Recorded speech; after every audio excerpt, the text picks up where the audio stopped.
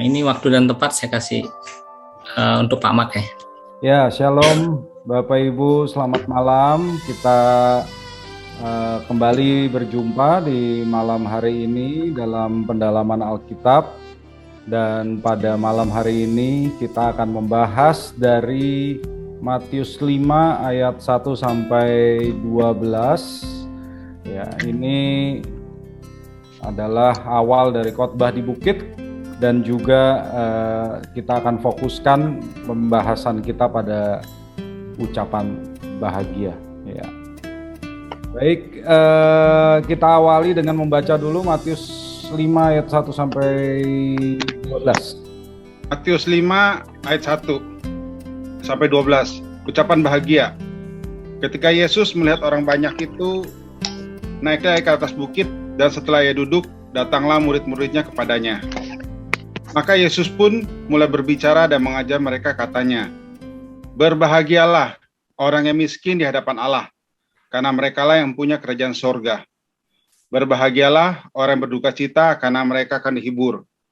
Berbahagialah orang yang lemah lembut, karena mereka akan memiliki bumi. Berbahagialah orang yang lapar dan haus akan kebenaran, karena mereka akan dipuaskan. Berbahagialah orang yang murah hatinya, karena mereka akan beroleh kemurahan. Berbahagialah orang yang suci hatinya, karena mereka akan melihat Allah. Berbahagialah orang yang membawa damai, karena mereka akan disebut anak-anak Allah.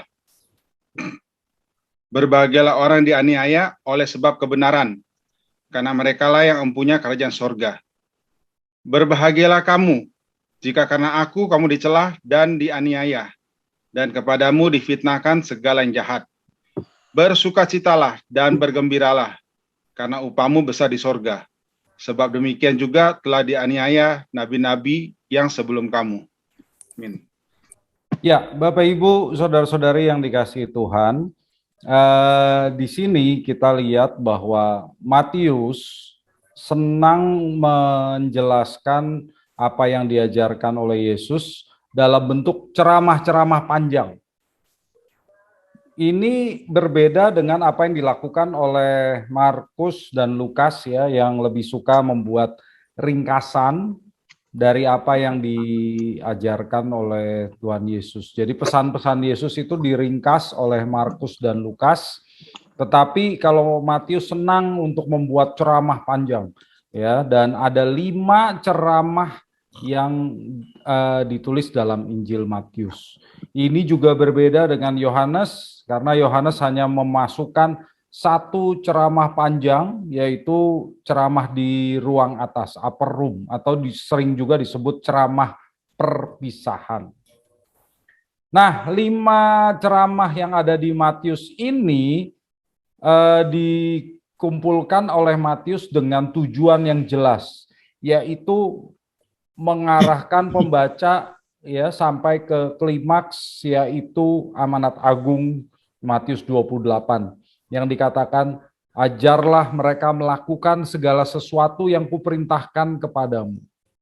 Ya, jadi ada 5 ceramah dalam Injil Matius, dan kita akan fokus pada ceramah yang pertama, yaitu Matius 5 sampai 7, khotbah di bukit.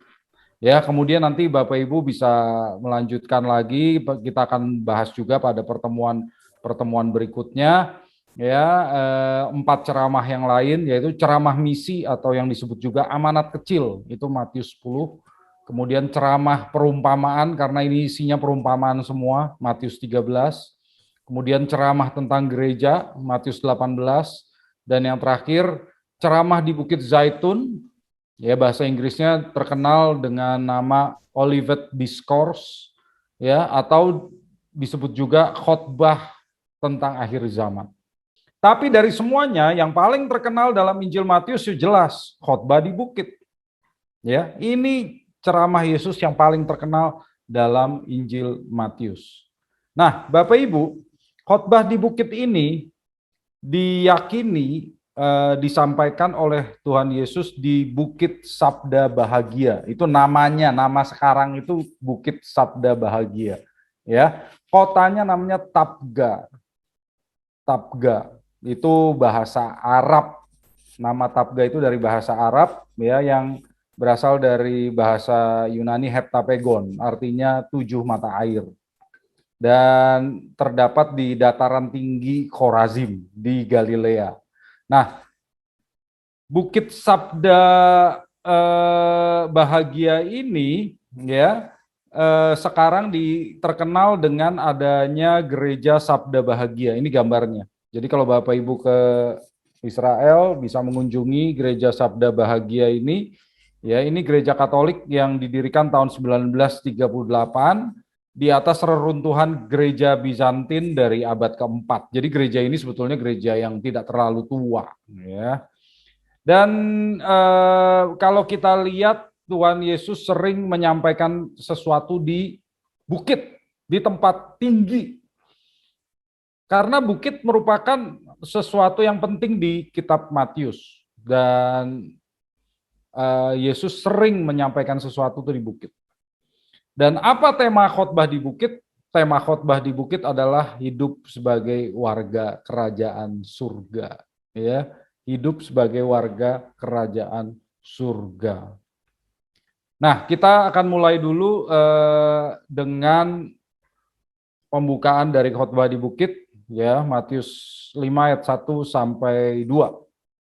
Di sini dikatakan, ketika Yesus melihat orang banyak itu, naiklah ia ke atas bukit, dan setelah ia duduk, datanglah murid-muridnya kepadanya.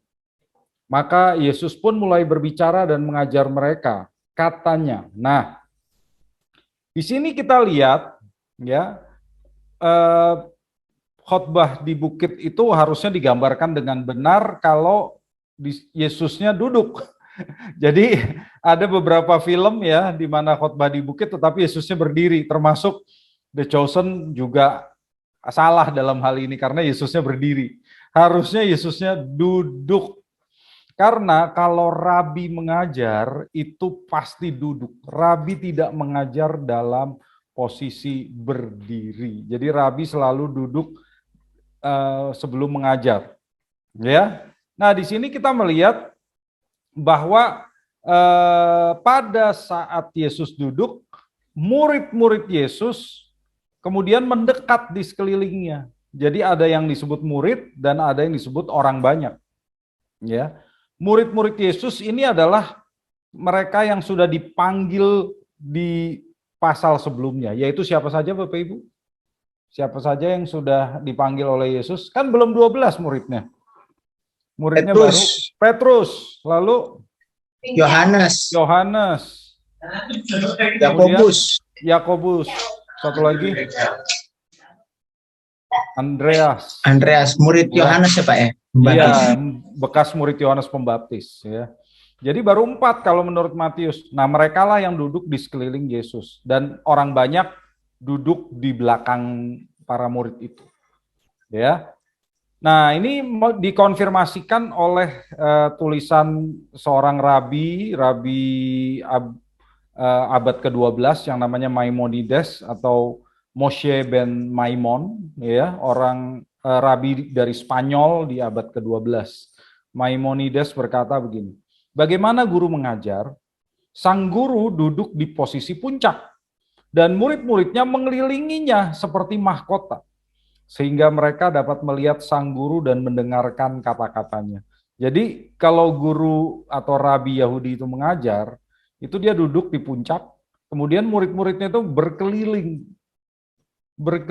ya supaya bisa melihat gurunya dan juga mendengarkan kata-katanya. Jadi nggak seperti kita ya di mana pendeta kalau khotbah di depan sendiri lalu jemaatnya menghadap dia gitu ya. Kalau orang Yahudi mengajar, murid-muridnya itu mengelilingi si guru tersebut ya. Salah satunya juga karena di sini belum ada mikrofon, belum ada sound system.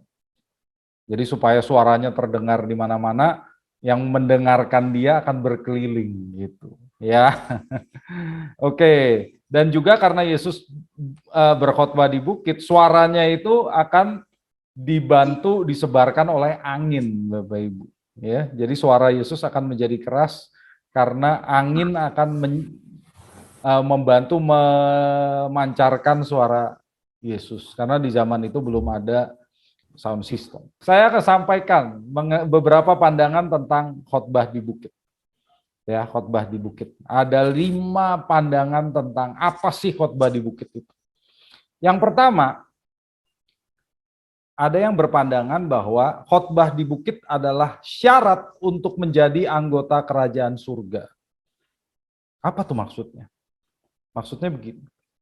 Khotbah di bukit itu menggambarkan manusia yang ideal di hadapan Allah. Manusia yang layak menjadi anggota kerajaan Allah. Dan kalau seseorang ingin menjadi anggota kerajaan surga, harus memenuhi apa yang diajarkan Yesus, apa yang disampaikan Yesus dalam khotbah di bukit. Jadi seolah-olah khotbah di bukit itu jadi persyaratan. Kalau mau jadi anggota kerajaan surga, ini nih syaratnya, kamu tanda tangan. Nah, ya, itu pandangan dari Soren Kierkegaard dan juga Leo Tolstoy. Ya, itu yang pertama. Yang kedua, ada yang berpandangan bahwa khotbah di bukit itu ideal bagi manusia, tapi mustahil untuk dilakukan oleh manusia. Tidak ada manusia yang sanggup melakukannya, karena itu sangat ideal. Nah, contoh yang berpendapat seperti ini adalah Martin Luther. Luther berkata, khotbah di bukit itu disampaikan Yesus dengan tujuan agar manusia menyadari keberdosaannya dan kebutuhannya akan anugerah. Karena manusia membaca ini, wah saya nggak akan sanggup ini. Sama dengan saya baca hukum Taurat, saya nggak akan sanggup. Sama khotbah di bukit juga begitu, kata Luther. Manusia baca ini akan sadar, ini nggak mungkin ini. Karena itu saya butuh anugerah, saya berserah aja sama Tuhan. Tuhan anugerahmu ya yang membuat sekalipun aku tidak sanggup, aku dianggap sanggup. Ya, itu Luther. Kemudian pandangan ketiga mengatakan bahwa khotbah di bukit itu tidak relevan bagi zaman ini. Ya. Nggak relevan itu, karena ini baru akan diwujudkan di zaman yang akan datang. Artinya apa? Di kerajaan Allah yang kekal nanti, kerajaan surga yang penuh nanti, waktu Yesus jadi raja. Nah, itu baru relevan katanya. Kalau di zaman sekarang, dunia yang sudah jatuh, mana bisa kita lakukan khotbah di bukit, ya. Jadi di sini dikatakan bahwa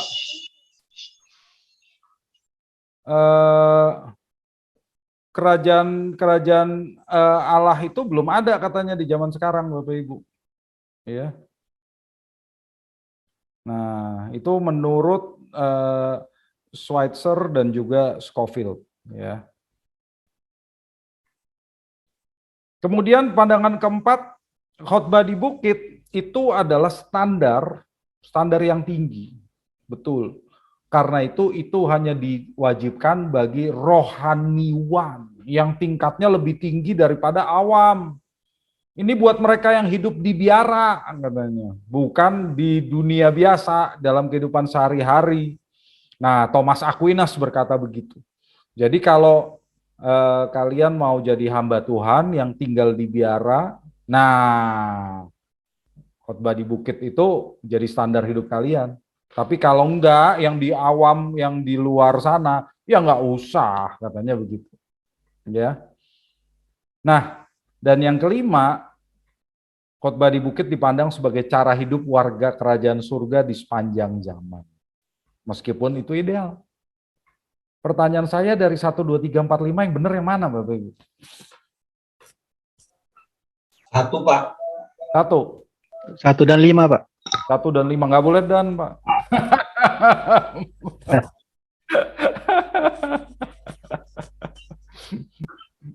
Nggak boleh dan ya.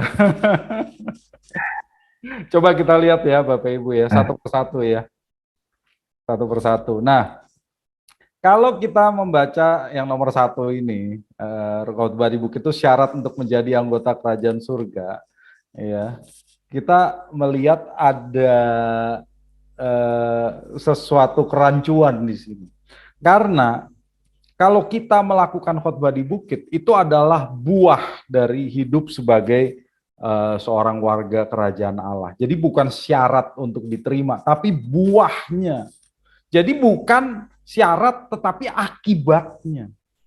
Jadi kalau kita sebagai orang Kristen, Bapak Ibu, ya, kita sebagai pengikut Kristus, kita harus melakukan tuh hal-hal yang ideal dalam khotbah di bukit itu. Tapi itu bukan syarat untuk menjadi anggota kerajaan surga, bukan. Tapi itu gaya hidupnya warga kerajaan Allah yang dipimpin Roh Kudus. Jadi kalau kita sudah jadi warga kerajaan surga, maka kita harus melakukan itu, tapi itu bukan syarat. Ya, jadi jangan terbalik. Ini buahnya, bukan syaratnya. Ya, jadi kita kurang setuju dengan pandangan yang nomor 1, ya. Pandangan yang nomor 2. Nah, khotbah di bukit itu kan ideal, ya, ideal. Benar, itu ideal. Itu mustahil untuk dilakukan. Benar, mustahil untuk dilakukan karena kita semua manusia yang berdosa. Tapi kalau kita dipimpin oleh Roh Kudus, maka Roh Kudus akan memampukan kita. Jadi sebagai pengikut Kristus, kita harus berusaha melakukan apa yang diajarkan Tuhan Yesus dalam khotbah di bukit itu dalam kehidupan kita sehari-hari. Karena kita sebagai pengikut Kristus yang menerima anugerah keselamatan dan dipimpin Roh Kudus, kalau kita menyerahkan diri kita dipimpin Roh Kudus, maka yang mustahil itu jadi tidak mustahil lagi. Ya. Jadi kita kurang setuju dengan mustahil untuk dilakukan titik. Mustahil betul, tapi dengan pimpinan Roh Kudus tidak mustahil. Ya, jadi bisa dilakukan. Nomor 3. Nah, kalau nomor 3 berkata khotbah di bukit itu nanti buat masa depan, bukan sekarang. Itu juga, kalau saya kurang setuju. Karena kerajaan surga itu seperti kita sudah pelajari di pertemuan yang lalu, sifatnya adalah sudah tetapi belum. Already but not yet. Jadi, waktu Yesus datang dalam kedatangan yang pertama, dia sudah membawa kerajaan surga. Ya, dia sudah membawa kerajaan surga sekalipun belum sepenuhnya sampai dia datang pada kedatangan yang kedua. Jadi prinsip-prinsip kehidupan sebagai warga kerajaan surga itu sudah harus kita lakukan sekarang. Ya, prinsip hidup sebagai warga kerajaan surga itu harus dilakukan sekarang. Coba nomor 4. Katanya ini hanya bagi rohaniwan, bukan bagi awam, ya. Saya juga kurang setuju ini, karena dalam kekristenan kita semua adalah imamat rajani, tidak ada imam, tidak ada awam, semua orang percaya itu imam. Jadi kita harus akui standarnya memang tinggi, tapi itu standarnya orang percaya, bukan standar imam. Standar bagi semua orang percaya, Bapak Ibu. Jadi nggak ada tuh, itu hanya untuk imam, awam tidak usah, nggak ada.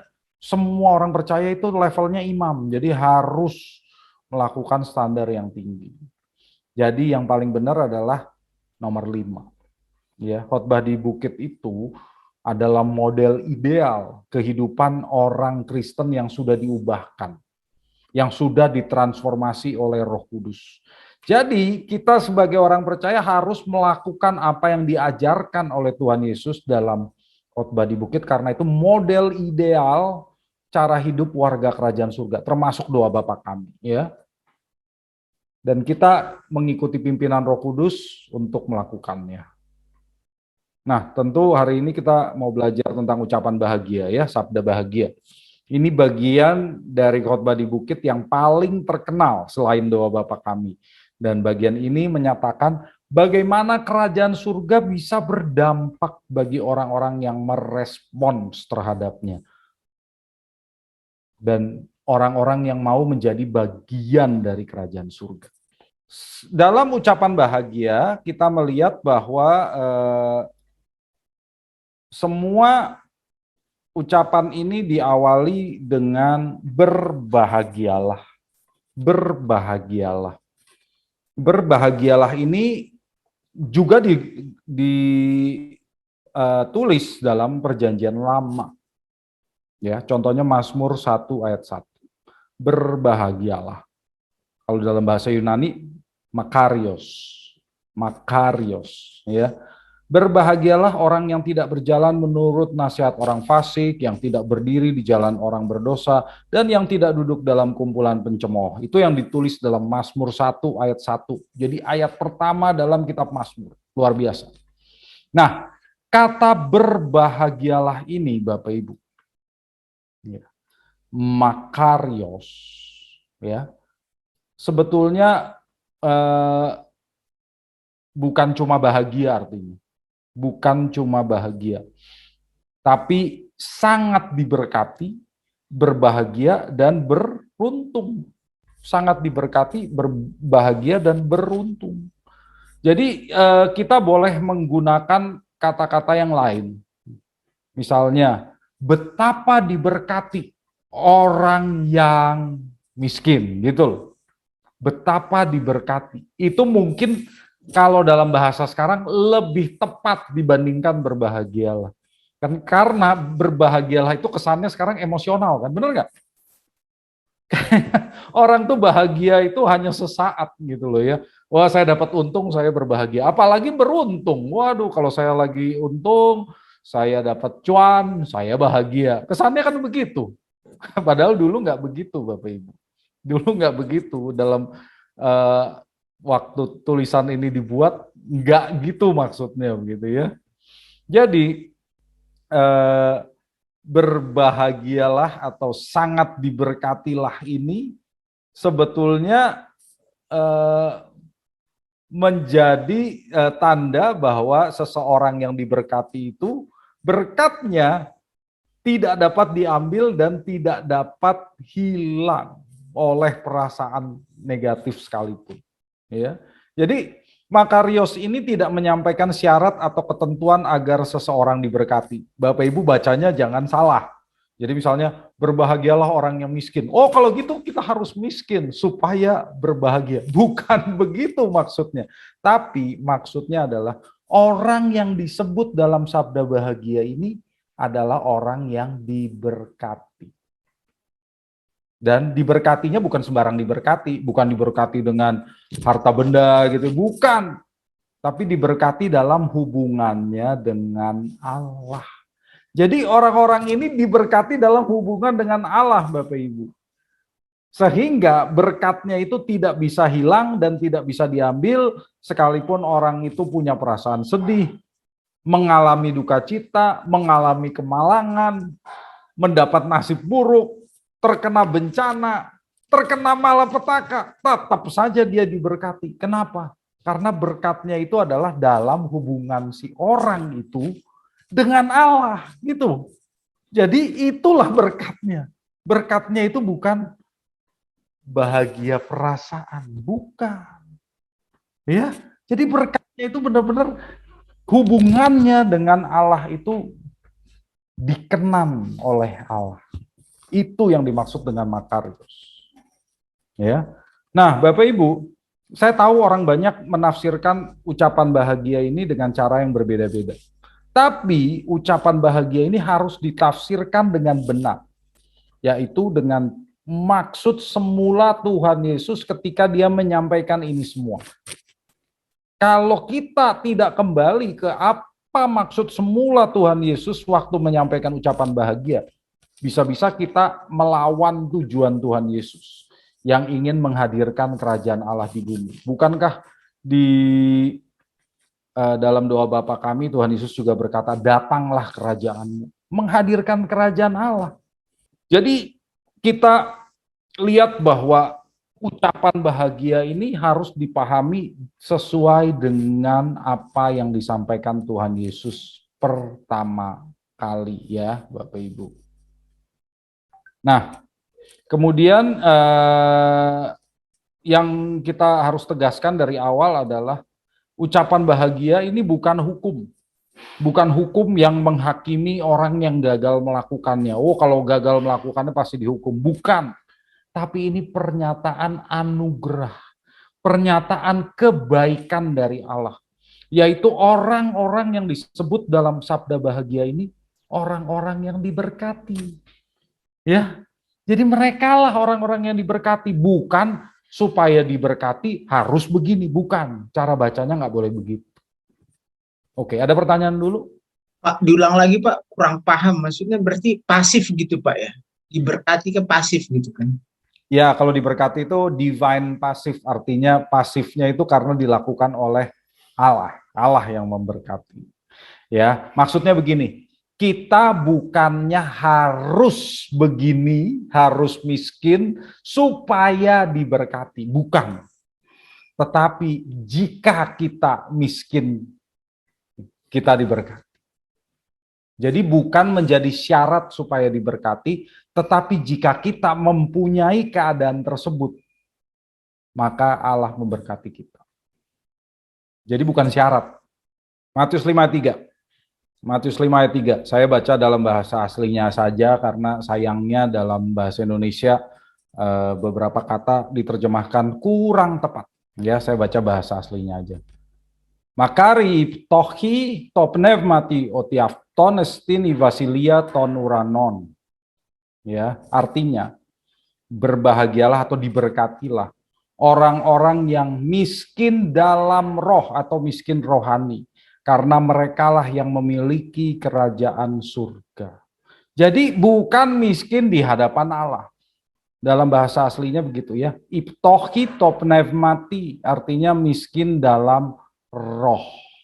Tadi saya sudah sampaikan Bapak Ibu dalam khotbah di bukit dan ucapan bahagia ini, kita harus menafsirkannya sesuai dengan apa yang disampaikan oleh Tuhan Yesus pada zaman itu.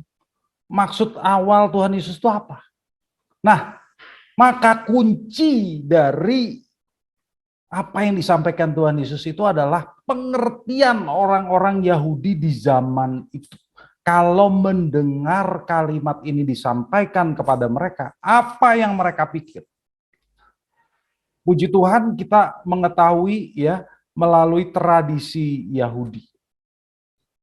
Ya, sehingga kita bisa mengaitkannya. Oh, ini rupanya yang dimaksudkan oleh Tuhan Yesus. Nah, miskin, kita lihat miskin, kata miskin. Kita jangan salah ya, miskin di sini bukan miskin secara jasmani, bukan. Karena miskin dalam roh, Tuhan Yesus sudah menyampaikan begitu. Tetapi miskin itu artinya apa? Nah, kuncinya ada di sini, dalam tradisi Yahudi. Pada hari raya Rosh Hashanah dan Yom Kippur, pemimpin pujian mereka, WL-nya ibadah Yahudi namanya Chazan, bukan Hasan ya, Chazan, menyanyikan ini, Hineni, Heani, Mimaas.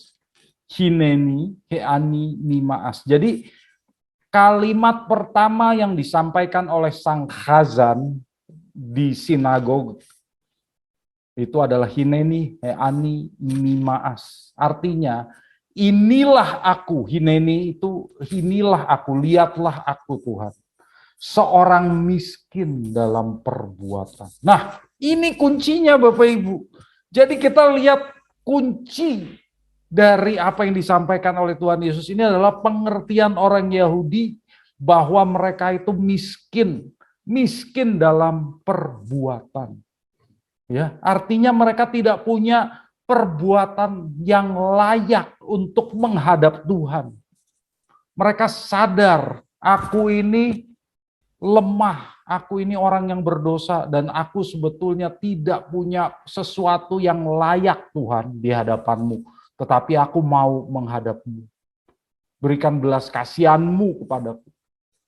Itulah rasa miskin yang dimiliki oleh orang-orang Yahudi. Ya. Dan ini juga nggak sembarangan nih kata miskin itu, karena orang Yahudi Bait Allah kedua itu mulai merasa seperti ini pada saat mereka dibuang ke Babel. Mereka kehilangan segala-galanya, kehilangan harta, kehilangan tanah, ya, kehilangan segala milik mereka, dan bahkan kehilangan bait Allah, sehingga mereka benar-benar miskin. Mereka sadar, aku ini miskin Tuhan, dan aku mau menghadapi Engkau. Gimana caranya Tuhan? Hanya anugerah-Mu lah yang bisa memungkinkan aku datang, karena aku ini sebetulnya nggak layak. Itulah miskin dalam roh. Ya. Ketidaklayakan di hadapan Tuhan. Di dalam bahasa Yunani ada beberapa kata yang diterjemahkan miskin. Miskin di ayat 3 ini adalah ptochos. Ptochos, ya. Artinya tidak berdaya sama sekali untuk mencukupi kebutuhannya dan tergantung pada sedekah orang lain. Benar-benar miskinnya tuh nggak punya apa-apa, harus mengemis, harus tergantung pada sedekah orang lain. Itu namanya ptochos. Kalau di zaman itu Bapak Ibu, orang tidak punya harta, ya udah selesai jadi orang miskin, jadi pengemis. Nggak bisa seperti sekarang. Kalau sekarang kita sekalipun kita miskin harta, tapi kita punya ide cemerlang, kita bisa kemudian mengembangkan, ya, cari investor buat startup. Zaman dulu nggak ada kemungkinan seperti itu, nggak bisa Bapak Ibu. Jadi kalau orang udah miskin sama sekali, ya udah, mau kerja pun nggak bisa, jadi tinggal jadi pengemis. Itulah namanya ptochos, ya. Nah, sebetulnya ada kata lain yang berarti miskin. Yang pertama, penes. Penes itu miskin tetapi bisa mencukupi kebutuhan sehari-hari dari pekerjaan. Jadi kalau orang yang miskinnya penes itu masih bisa kerja, tetapi penghasilannya itu habis untuk kebutuhannya. Jadi dia tetap nggak punya apa-apa, tapi masih kerja, masih bisa mencukupi dirinya. Ya. Dan ada lagi kata penichros. Penichros artinya miskin berkekurangan. Nah, di sini sekalipun dia miskin, Bapak Ibu, dia masih punya milik sedikit. Jadi masih punya harta milik sedikit, tapi memang kekurangan. Nah, kalau Bapak Ibu ingat janda miskin yang memberi persembahan 2 peser yang dipuji oleh Tuhan Yesus, dia penichros, bukan ptochos. Kalau ptochos udah nggak punya apapun untuk dipersembahkan. Tidak punya apapun untuk dipersembahkan, bahkan 2 peser uang pun tidak punya, itu namanya ptochos. Kalau dia masih punya uang, sesedikit apapun, itu penichros namanya. Ya. Nah, Bapak Ibu, jadi orang yang miskin dalam roh adalah orang yang tidak berdaya, seperti ptochos ini, sadar dirinya tidak punya apa-apa, tidak berdaya sama sekali, ya.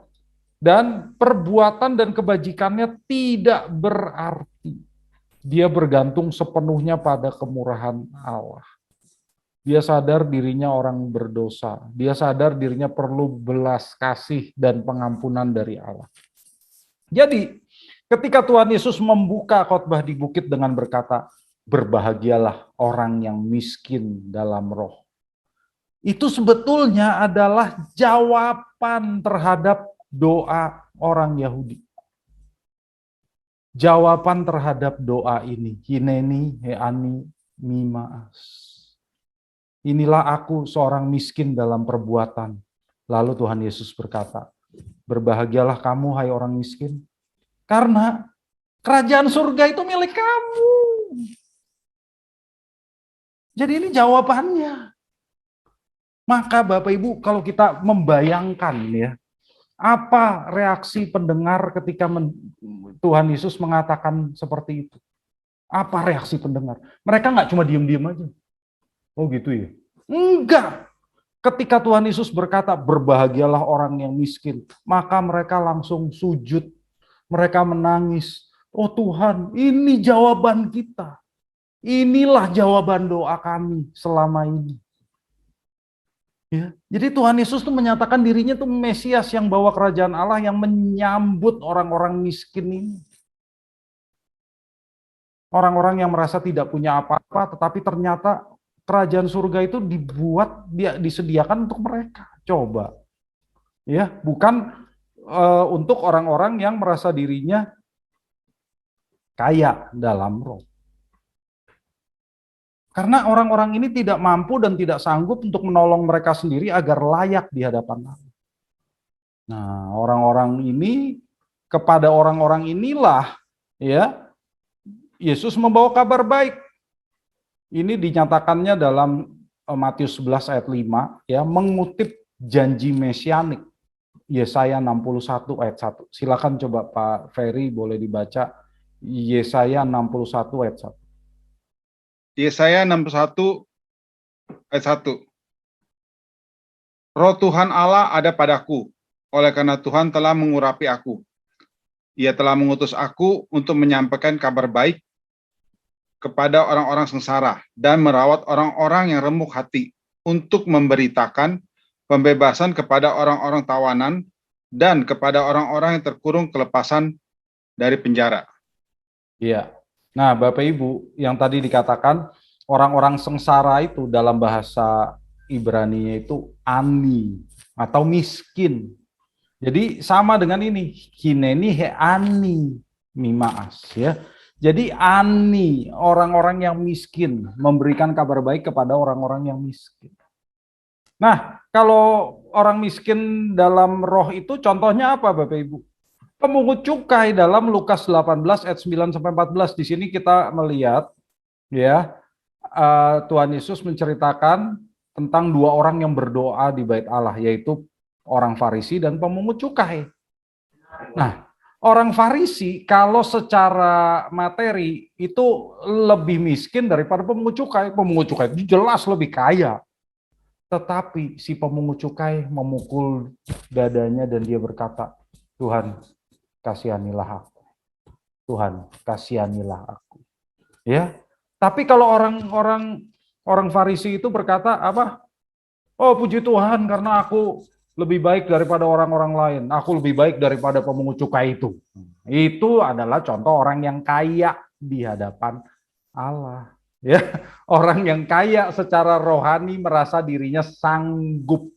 Kalau orang yang miskin dalam rohnya itu adalah orang yang merasa dirinya tidak sanggup. Jadi kerajaan surga itu disediakan oleh Allah bagi orang-orang yang mempunyai sikap rendah hati seperti si pemungut cukai. Bukan seperti para pemimpin agama Yahudi ya, yang merasa diri mereka itu sudah saleh, sudah benar, dan mereka juga membuktikannya dengan kemakmuran materi. Jadi kalau mereka merasa diberkati, nah contohnya tuh ya, biar gimana pun kan orang Farisi bukan orang yang miskin juga, bukan. Dia punya harta ya. Tapi orang pemungut cukai lebih kaya daripada mereka. Ya, jadi sekalipun pemungut cukai lebih kaya daripada orang Farisi, secara rohani pemungut cukai adalah orang yang miskin, petohos. Sementara si orang Farisi itu adalah orang yang kaya. Dan kerajaan Allah, kerajaan surga itu adalah untuk orang-orang yang miskin seperti si orang Farisi. Oke, maaf, seperti si pemungut cukai. Baik, apakah ada yang mau disampaikan atau dikomentari atau ditanyakan, Bapak Ibu silakan. Di ayat 3. Pak Mat, satu dong Pak Mat. Ya. Tadi kan dikatakan kalau petoko itu berarti artinya kita benar-benar sampai tidak mampu untuk menolong diri kita sendiri ya. Betul. Kalau itu harus ada pertolongan dari atas. Betul. Nah, itu artinya kita kalau mendapatkan perasaan seperti itu, perasaan miskin seperti petoko tadi, artinya kita benar-benar rendah hati di hadapan Tuhan. Betul. Nah, yang jadi pertanyaan saya, apakah perasaan tersebut itu selalu terpelihara? Apakah harus kita miliki terus-menerus ketika kita mendapatkan berkat itu, berbahagia itu, dikatakan Tuhan? Nah, apakah itu bisa terpelihara seterusnya? Bagaimana kalau kita sudah mengalami hal itu, kita bisa memeliharanya, Pak Mak? Ya, baik. Ya, itu aja, Pak. Ya, terima kasih Pak Ayong. Ya, jadi kita itu ya menyadari ketidakmampuan dan ketidaksanggupan kita itu sebagai orang percaya harusnya terus-menerus ya. Sehingga kita sadar bahwa diri kita itu butuh anugerah. Kita sadar bahwa kita membutuhkan anugerah keselamatan dari Tuhan Yesus. Tanpa kita menyadari kita tidak sanggup, kita tidak mampu, maka kita merasa diri kita itu nggak butuh anugerah lagi. Loh, saya sanggup kok, saya orang benar, ya Tuhan pasti terima saya kok.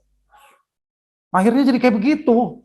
Nah, itulah yang merusak hubungan kita dengan Allah, sehingga kita ini tidak lagi makarios, tidak lagi diberkati atau berbahagia. Karena hubungan kita dengan Allah terusak. Kita merasa nggak butuh Tuhan karena saya sanggup sendiri. Sekalipun dalam perkataan kita mengatakan aku butuh Tuhan, tapi kenyataannya sikap kita menunjukkan kita nggak butuh Tuhan. Kita udah jadi seperti orang Farisi yang tadi itu, ya.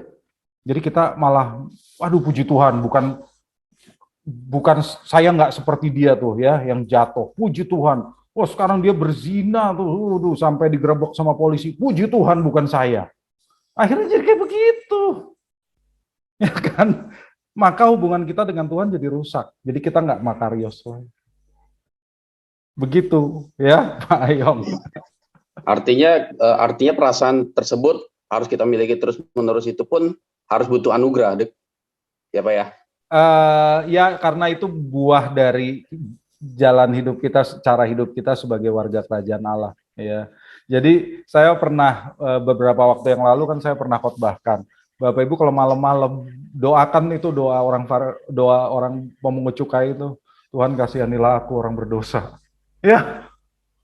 Jadi kita itu benar waktu datang kepada Tuhan itu merasa diri aku tuh nggak layak sebetulnya gitu loh.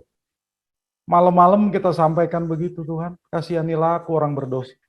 Jadi kita nggak merasa diri kita itu sanggup, diri kita itu kaya gitu, ya enggak. Begitu loh. Ya itu sikap hati jadinya tuh, Pak Ayong. Ya, oke Pak Mak. Thank you Pak Mak. Siap. Ya, nah selanjutnya kita masuk ke ayat 4. Saya bacakan dalam bahasa asli. Makari penthundes diotiafti thelusi parigorithi. Ya, makari penthundes diotiafti thelusi parigorithi. Artinya berbahagialah orang-orang yang meratap karena mereka akan dihibur. Jadi kalau dalam bahasa Indonesia dikatakan berduka cita. Sebetulnya kurang tepat, lebih tepat meratap. Meratap itu apa sih? Ya. Jadi bukan cuma sekedar berduka cita loh. Meratap. Meratap. Ya kalau kata ini diartikan berduka cita, maka kata penthundese itu harus transitif, artinya harus ada objeknya. Berduka cita karena apa? Ini kan tidak ada karena apa. Jadi harusnya diterjemahkan meratap. Ya. Nah, di sini Bapak Ibu, kita harus membaca ucapan bahagia ini sebagai satu kesatuan. Jadi dia tidak terpisah. Orang yang miskin tadi di ayat 3 itu akan meratap di ayat 4 karena mereka merasa tidak layak di hadapan Allah sebagai akibat dari dosa. Jadi mereka meratap. Jadi kita nggak usah pusing meratapnya karena apa, berduka cita karena ditinggal pacar. Ya bukan itu, sudah pasti ada hubungannya dengan miskin tadi. Ya, jadi kita nggak boleh ngambil ayat ini keluar dari konteksnya. Nah, kita lihat nih contohnya, orang yang meratap di hadapan Allah. Mazmur 119 ayat 136. Mazmur 119 ayat 136. Silakan Pak Ferry. Mazmur 19 ayat 136. Air mataku berlinang seperti aliran air, karena orang tidak berpegang pada Tauratmu. Nah, jadi pemazmur mengatakan begitu kan?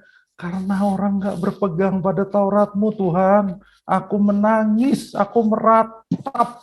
Karena orang nggak mengikuti hukum-hukum-Mu, alias berdosa. Ya, jadi meratap itu karena dosa, Bapak Ibu. Kalau Tuhan Yesus mengatakan berbahagia orang yang meratap, ini pasti ada hubungannya sama perjanjian lama. Nggak mungkin itu baru saat itu juga. Orang-orang yang mendengar dia orang Yahudi yang mengerti perjanjian lama. Jadi mereka tahu apa yang dimaksud oleh Tuhan. Ya. Nah, di sini kita melihat kalau orang-orang yang tidak meratap itu orang-orang yang congkak. Mereka mengagung-agungkan prestasi dan dirinya sendiri. Ya. Ada prestasi dan dirinya sendiri, termasuk kesalehan dan kekudusannya, Bapak Ibu. Jadi kalau orang-orang yang merasa, wah aku hebat, aku saleh, puji Tuhan aku saleh, aku hidup kudus, puji Tuhan. Nah itu adalah orang-orang yang tidak meratap, orang-orang yang congkak. Ya, jadi Tuhan Yesus berkata, kehadiran kerajaan surga itu membawa penghiburan kepada orang-orang yang meratap seperti ini. Nah, ada komentar di chat dari Pak Roy ya. Pak Mak, saya merasa tertegur karena awal kenal kebenaran di GSKI saya suka berpikir untung saya di GSKI, bukan di sinode lain gitu ya. Jadi ada rasa sombong ya. Ya saya kira banyak dari kita juga merasa begitu sih. Ya, jadi Tuhan pasti mengampuni kita asal kita benar-benar mengembangkan rasa-rasa seperti ini di dalam ucapan bahagia ini ya. Kita merasa miskin, kita meratap karena dosa-dosa kita. Kita lanjutkan. Di sini hanya orang-orang yang meratap yang menyadari kebutuhan mereka akan pengampunan dosa dan berkat mesianik. Yang tadi sudah dibaca dalam Yesaya 61. Itu janji mesianik dari perjanjian lama yang dipenuhi oleh Tuhan Yesus. Ya, Yesaya 61 ayat 1 sampai 3. Tapi meratap di sini bukan jadi putus asa, jadi kita berdosa lalu kita meratap. Ya. Enggak, kita nggak boleh putus asa. Karena penghiburan kekal akan diberikan oleh Allah bagi umatnya. Coba kita lihat Wahyu 7 ayat 17. Wahyu 7 ayat 17. Wahyu 7 ayat 17. Sebab anak domba yang di tengah-tengah tatah itu akan mengembalakan mereka dan akan menuntun mereka ke mata air kehidupan. Dan Allah akan menghapus segala air mata dari mata. Ya, betul. Jadi kita lihat bahwa akhirnya Tuhan akan menghapus air mata kita, ya. Tuhan akan menghibur kita dan menghapus air mata kita, Bapak Ibu. Sehingga sekalipun kita meratap dan berduka cita, ya, kita tetap bersuka cita karena sukacita Allah itu kekuatan kita. Ya. Jadi karena kita sudah dihibur oleh Injil Kerajaan Allah, kabar baik yang dibawa oleh Tuhan Yesus, maka kita pun harus jadi alat Tuhan untuk menghibur orang-orang yang meratap juga. Di luar sana kan banyak orang-orang yang meratap. Kita harus jadi alat Tuhan untuk menghibur mereka, Bapak Ibu. Ya, jadi mereka benar-benar merasa dihibur dengan adanya kerajaan Allah ini. Itulah yang dimaksud dengan orang-orang yang meratap akan dihibur. Oke, ayat 5. Makari, Iprais, Otiafti, Kelironomi susin, tinyin. Artinya berbahagialah orang-orang yang lemah lembut, karena mereka akan mewarisi negeri. Nah, Bapak Ibu pasti bacanya kok beda lagi. Ya ini yang benar. Ini yang benar. Ya, kalau di bahasa Indonesia kan kita bacanya apa tuh? Berbahagialah orang yang lemah lembut karena mereka akan mewarisi apa? Mewarisi bumi gitu kan. Jangan baca mewarisi bumi Bapak Ibu ya. Orang-orang yang mendengar Tuhan Yesus berkata ini tidak akan berpikir mewarisi seluruh bumi, tetapi hanya bumi dalam arti tanah atau negeri Israel. Itu. Mengapa? Karena ini menggemakan Mazmur 37 ayat 11. Silakan baca Pak Ferry. Mazmur 37 ayat 11. Mazmur 37 ayat 11. Tetapi orang-orang yang rendah hati akan mewarisi negeri, dan bergembira karena kesejahteraan yang berlimpah-limpah. Ya, jadi orang yang merendah hati akan mewarisi negeri, Bapak Ibu, negeri Israel maksudnya. Mengapa demikian? Nah, ini masih sambungannya ya, selalu sambungannya dari yang tadi. Israel itu sedang diduduki oleh orang-orang Romawi. Orang Romawi itu apa? Bengis, kasar, agresif, betul kan? Tapi Yesus memberikan harapan bahwa orang-orang yang lemah lembutlah yang mewarisi negeri, yaitu Israel rohani dalam kerajaannya kelak. Kolose 1 ayat 12. Coba Kolose 1 ayat 12. Kolose 1 ayat 12. Dan mengucap syukur dengan sukacita kepada Bapa yang melayakkan kamu untuk mendapat bagian dalam apa yang ditentukan untuk orang-orang kudus di dalam kerajaan terang. Ya, jadi sudah ada bagian nanti di kerajaan terang. Itulah negeri yang akan diwarisi oleh orang-orang percaya. Ya. Jadi di sini Yesus akan menjadi raja dan yang akan memperoleh bagian di kerajaan terang itu adalah orang-orang yang lemah lembut. Ya, orang-orang yang lemah lembut. Artinya lemah lembut itu apa sih? Nggak mengandalkan kekuatannya sendiri, tapi tunduk.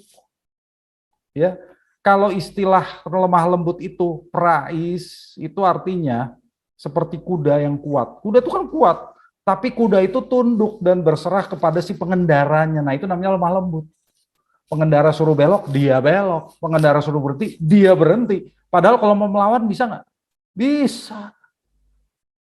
Ya, jadi bukan berarti lemah lembut itu tidak kuat. Kuat, tapi bisa mengendalikan. Kuat, tetapi taat sama Allah. Nah, itu namanya lemah lembut. Kalau mau dikotbahin satu ayat, satu khotbah bisa. Tapi kan karena waktu nggak mungkin begitu ya. Jadi kita hari ini singkat saja, langsung to the point ya. Jadi kalau ada yang mau ditanyakan, ayo silakan. Saya Pak Mak mau Ya, tanya silakan. dong, Yuk. yang mengenai meratap. Kalau Ya. misalnya kan saya tangkap meratap dengan keadaan diri sendiri ya.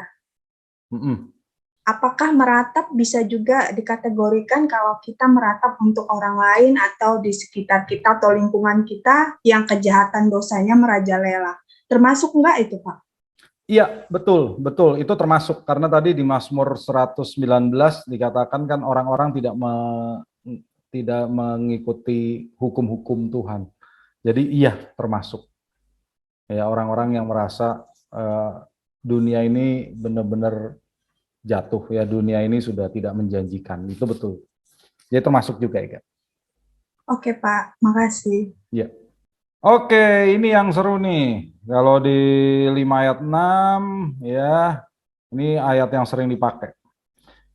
Makari pinondes ke dipsondes tin dikeosinin oti afti hortas fisonde. Nah, emang bahasa Yunani itu agak susah bacanya. Hortas fisonde. Bacanya begitu ya. Oke, nah di sini diterjemahkan berbahagialah orang-orang yang lapar ya, pinondes ke dipsondes itu haus akan kebenaran, tin dikeosini karena mereka akan dipuaskan. Nah, di sini lapar dan haus itu menyatakan kebutuhan primer yang mendesak. Artinya kalau tidak terpenuhi akan mengakibatkan kematian. Artinya begitu. Ya, benar-benar sangat mendesak, sangat butuh. Makanya dikatakan lapar dan haus. Ya, Bapak Ibu juga mungkin sudah sering dengar orang berkhotbah seperti itu. Tetapi kebenaran di sini bukan firman Tuhan. Itu terjemahan yang salah dan tafsiran yang salah. Mengapa? Karena kebenaran dalam bahasa asli itu ada dua. Ya, yaitu alithia dan dikeosini. Alithia dalam bahasa Inggris diterjemahkan truth. Kalau dikeosini dalam bahasa Inggris diterjemahkan righteousness. Masalahnya dalam bahasa Indonesia truth jadi apa? Kebenaran. Righteousness kebenaran juga. Jadi orang suka tertukar, itu loh masalahnya. Jadi kenapa orang mengira kebenaran di sini firman Tuhan? Tertukar karena dua-duanya baik truth maupun aletheia diterjemahkan kebenaran kalau bahasa Indonesia. Padahal beda. Ya, beda. Coba kita lihat, alithia atau truth itu artinya apa? Keadaan benar terhadap sesuatu atau seseorang, artinya bukan fitnah. Ya. Jadi kalau kita tidak memfitnah seseorang, kita berkata benar. Nah, itu namanya alithia. Atau pernyataan yang sesuai dengan fakta. Kejadiannya begitu, ya kita sebut begitu. Kita nggak bohong, itu bukan kebohongan. Nah, ini namanya alithia. Jadi kalau kita menyampaikan firman Tuhan yang benar, kita menjelaskan firman Tuhan secara benar, itu namanya alithia, truth, kebenaran. Ya, kebenarannya artinya tidak bohong. Nah, kalau dikeos ini, bukan itu. Dikeos ini itu keadaan benar secara moral, bukan secara pernyataan. Kalau saya nggak bohong, itu namanya alithia. Tapi kalau saya berbuat benar, nah itu namanya dikeos ini. Perbuatannya yang benar, benarnya secara moral. Kudus. Kalau saya kudus, itu namanya saya dikeos namanya. Murni, nggak ada maksud terselubung, dan adil. Tuhan yang adil, Tuhan yang dikeos. Kalau dalam bahasa Ibrani itu sadik. Sadik, ya. Jadi kebenaran dikeos ini kalau dalam bahasa Ibrani sedekah. Sedekah. Kalau dalam bahasa Arab sedekah. Sedekah itu apa? Memberi apa? Memberi derma kepada orang miskin, itu sedekah kan. Nah, orang Yahudi juga menggunakan kata sedekah dalam arti sedekah itu zaman sekarang, ya. Tapi itu dasarnya dari kata adil. Jadi maksudnya, mengapa kita memberikan sedekah kepada orang miskin? Untuk keadilan, karena mereka tidak sanggup memenuhi kebutuhannya, jadi kita harus memberikan kepada mereka. Itulah tanda keadilan. Jadi dikeos ini itu lebih sering diterjemahkan adil, bukan kebenaran tetapi keadilan. Lebih sering diterjemahkan keadilan. Ya, dan karena kita benar, orang-orang benar yang dikeos itu adalah orang yang hidup sesuai dengan hukum Allah. Oke? Jadi bisa dipahami Bapak Ibu perbedaan antara truth dan righteousness, ya. Jadi kalau Bapak Ibu pakai quote tertentu gitu ya, itu bukan righteousness, nggak ada tuh quote lalu kita tulis righteousness. Quote itu udah pasti truth, nggak boleh righteousness. Itu pasti alithia, bukan dikeos ini. Dikeos ini itu bukan pernyataan, tetapi perbuatan. Oke? Maka kebenaran di sini bukan firman Tuhan, karena firman Tuhan itu alithia, bukan dikeos ini. Melainkan sifatnya Allah yang benar, perbuatannya yang benar, yaitu apa? Keadilan, kekudusan, dan keselamatan, Bapak Ibu. Keadilan, kekudusan, dan keselamatan. Ya. Keadilan itu apa sih? Mengapa orang-orang Yahudi di zaman itu lapar dan haus akan keadilan, Bapak Ibu? Karena mereka tuh sedang diperlakukan tidak adil oleh penjajah. Mereka sedang dijajah oleh orang-orang Romawi. Maka mereka sangat lapar dan haus akan keadilan. Mereka itu, aduh Tuhan, aku tuh nggak sanggup nih dijajah begini. Aku butuh keadilan. Dan ketika Tuhan Yesus berkata, berbahagialah orang-orang yang lapar dan haus akan keadilan. Doaku dijawab Tuhan. Ya, jadi Bapak Ibu coba bayangin deh orang-orang yang dengar Tuhan Yesus tuh, bagaimana perasaan dia. Nggak ada tuh mereka berbahagialah orang yang lapar dan haus akan firman. Nggak ada. Karena mereka juga tidak punya Alkitab di rumah mereka masing-masing, Bapak Ibu. Mereka itu, ya di zaman itu banyak yang buta huruf. Dan Alkitab juga hanya ada di sinagoga. Dan itu juga harus disalin dengan tangan dan mahal sekali. Jadi nggak ada hubungannya tuh dengan firman, tapi mereka butuh keadilan karena mereka sedang dijajah. Ya. Kemudian kekudusan. Orang-orang yang merasa miskin itu membutuhkan belas kasihan Allah supaya hidup mereka dapat menjadi kudus. Tadi kan kita tahu bahwa mereka itu merasa miskin, nggak sanggup apa-apa. Perbuatanku ini tidak bisa melayakkan aku ya Tuhan.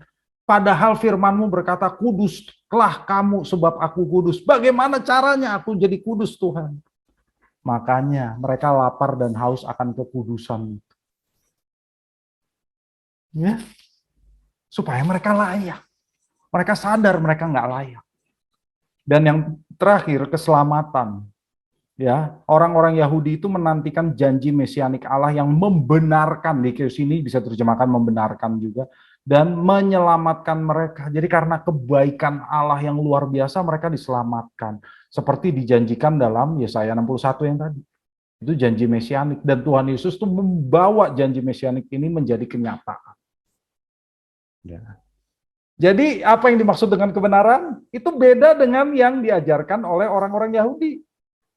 Orang-orang Farisi, pemimpin agama, ahli Taurat, itu beda. Mereka mengajarkan bahwa kebenaran itu diperoleh dengan belajar Taurat. Ya, dengan melakukan Taurat, mereka jadi agamawi, mereka jadi merasa benar sendiri. Sehingga nggak dipuaskan Bapak Ibu. Makanya nanti kita baca berikutnya ya di pertemuan-pertemuan berikutnya. Matius 5 ayat 20. Nggak apa-apa, Matius 5 ayat 20 coba dibaca sekarang supaya Bapak Ibu tahu. Matius 5 ayat 20. Matius 5 ayat 20. Maka aku berkata kepadamu, jika hidup keagamaanmu tidak lebih benar daripada hidup keagamaan ahli-ahli Taurat dan orang-orang Farisi, sesungguhnya kamu tidak akan masuk ke dalam kerajaan surga. Nah, apa hidup keagamaan? Dikeos ini Bapak Ibu. Jadi keadilanmu, kekudusanmu, kebaikanmu nggak seperti orang Farisi. Dan itu benar. Jadi Bapak Ibu jangan nganggep orang-orang Farisi itu standarnya ketinggian. Ya jelas enggak. Khotbah di bukit, ucapan bahagia lebih tinggi daripada standar orang Farisi. Karena mereka itu merasa benar sendiri, agamawi dan munafik.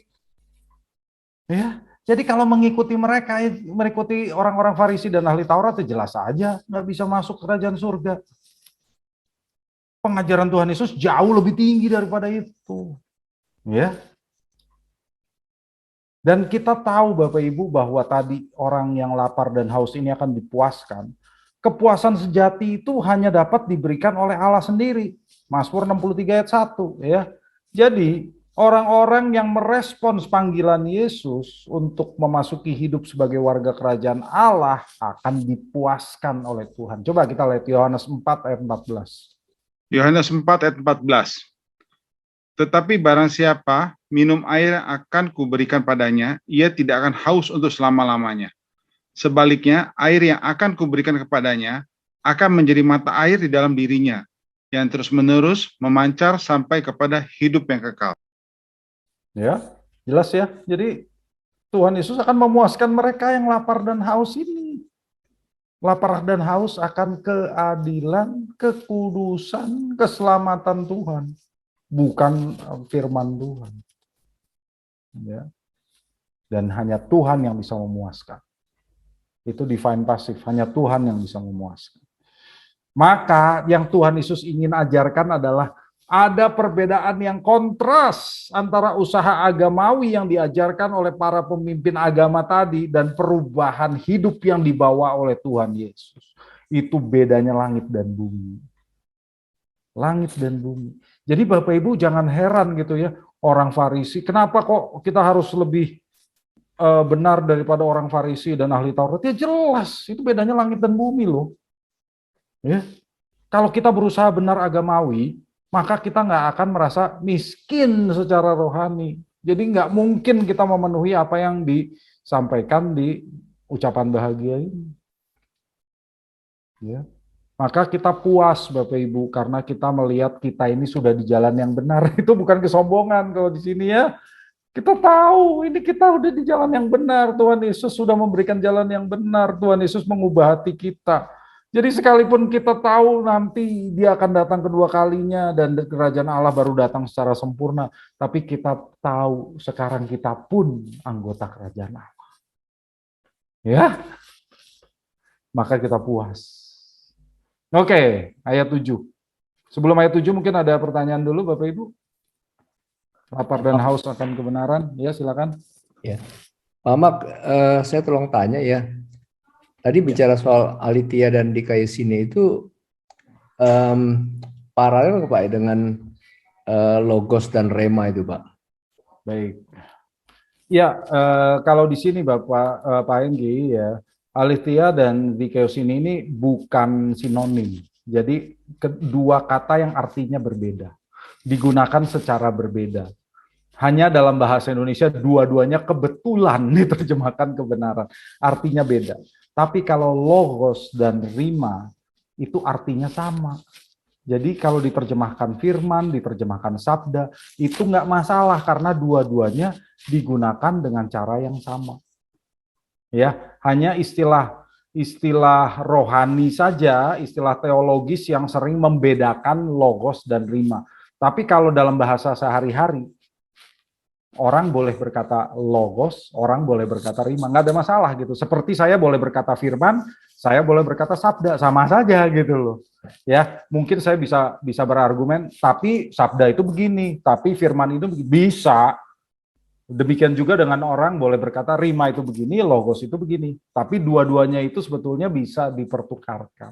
Tapi kalau truth dan aletheia, truth dan righteousness itu nggak boleh dipertukarkan. Itu sangat berbeda.